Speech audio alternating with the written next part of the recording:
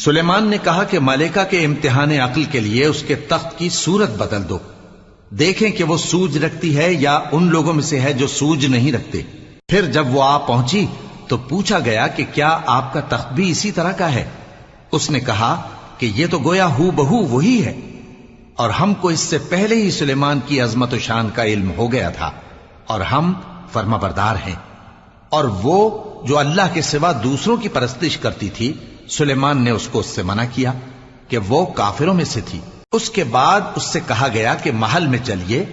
جب اس نے اس کے فرش کو دیکھا تو اسے پانی کا حوض سمجھا اور کپڑا اٹھا کر اپنی پنڈلیاں کھول دی۔ سلیمان نے کہا یہ ایسا محل ہے جس کے نیچے بھی شیشے جڑے ہوئے ہیں۔ وہ بول اٹھی کہ پروردگار، میں اپنے آپ پر ظلم کرتی رہی تھی، اور اب میں سلیمان کے ساتھ اللہ رب العالمین پر ایمان لاتی ہوں۔ اور ہم نے سمود